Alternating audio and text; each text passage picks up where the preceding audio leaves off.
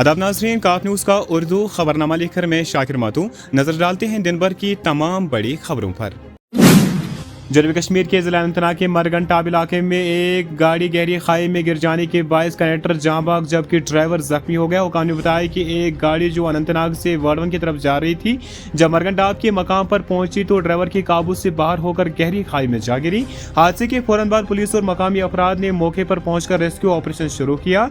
Driver और conductor दोनों को नजदीकी अस्पताल मुंतकिल किया गया। ताहम अस्पताल पहुंचने से कबल कंडक्टर को मुर्दा करार दिया गया जबकि ड्राइवर का इलाज जारी है।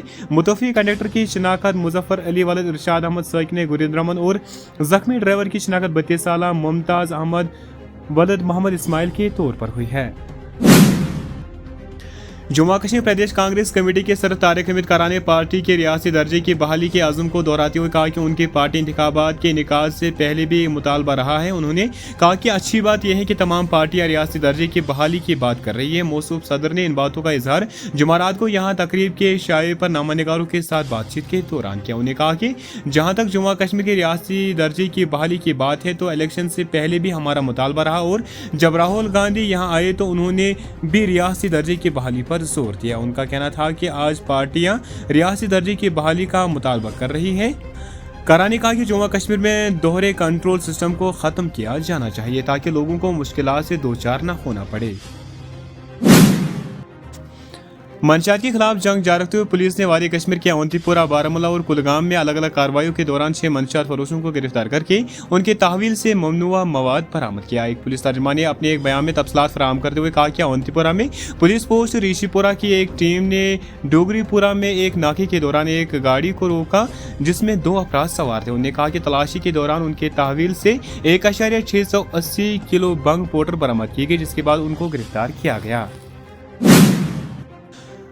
पुलवामा पुलिस ने लोलीपुरा काकपुरा में बदनाम जमान मंशियात फरोश जावेद अहमद गनई की 20 लाख रुपए मालियत की जायदाद जब्त कर ली है। ये जायदाद NDPS एक्ट के तहत जब्त की गई है। मुलजिम जावेद अहमद गनई जो इस वक्त जम्मू में कैद है, पुलिस के मुताबिक तफ्तीश के दौरान ये जायदाद गैर कानूनी तौर पर हासिल की गई थी। पुलिस ने ये कार्रवाई इलाके में मंशियात की गैर कानूनी स्मगलिंग को रोकने के लिए की है।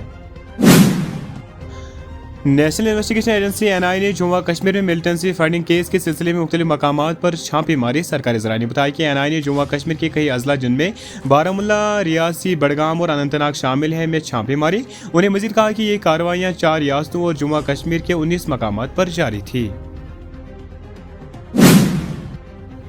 जनूबी कश्मीर के ज़िले कुलगाम के पनवा में गुज़श्ता शब देर रात गए आतिशज़दगी के वाक़े में कम से कम 3 रिहायशी मकानात को नुकसान पहुंचा। ज़राए ने बताया कि आग एक मकान से शुरू हुई जिसने देखते देखते 2 और मकानात को अपनी लपेट में ले लिया जिससे 3 मकानात तबाह हो गए और सख्त सर्दियों के मौसम में मुतासरीन कुंबे बेघर हो गए। राजौरी में एक फौजी एहलकार ने मुबैना तौर पर अपनी सर्विस राइफल से खुद को गोली मारकर जिंदगी का खात्मा कर दिया। एहलकार ने बताया कि इस इंतहाई इकदाम की वजूहात पूरी तौर पर मालूम न हो सकी। पुलिस ने इस सिलसिले में मुकदमा दर्ज करके तहकीकात शुरू कर दी है।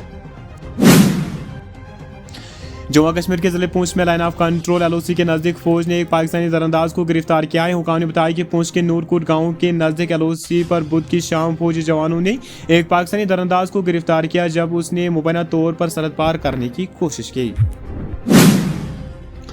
वादी कश्मीर के पहाड़ी इलाकों में ताज़ा बर्फबारी के साथ वादी के मैदानी इलाकों में भी दौरानी शब सीज़न की पहली बर्फबारी हुई। वादी में जुमेरात की सुबह जब लोग नींद से जागे तो ज़मीन और रिहायशी मकान व दीगर तमीराती ढांचे सफ़ेद लिबास में मलबूस थे।